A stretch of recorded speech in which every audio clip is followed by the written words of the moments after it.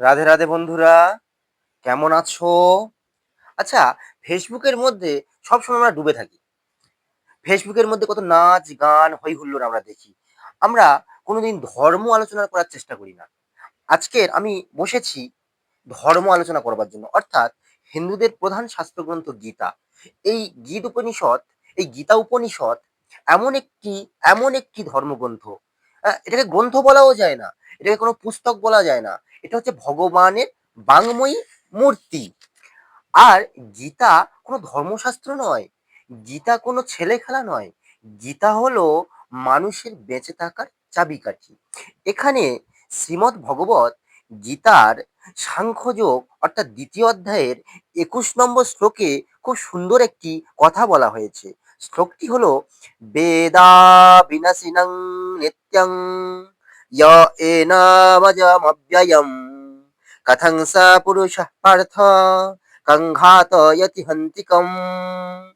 শ্লোক 22-এ কি বলেছে? ভাসাংসি জীর্ণানি যথা বিহায় নবানি গৃহণাতি নরোপরাণি তথা শরীরানি নবানি জিন্যা নন্যাতি সংয়াতি নবানি দেহি।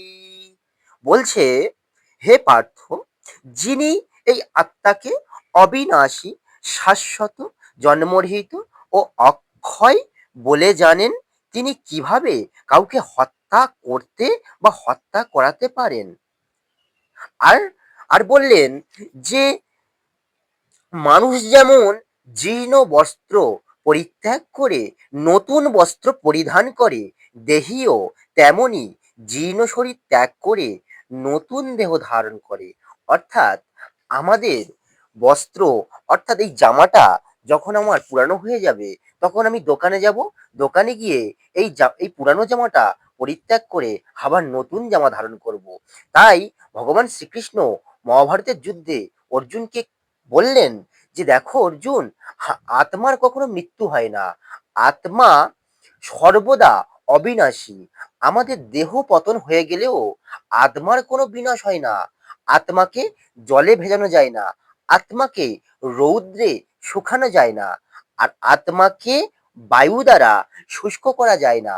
আত্মা কাউকে মারেও না, আর তিনি নিজেও মরেও না, কাউকে হত্যাও করেন না, আর নিজেও হত হয় না। রাধে রাধে।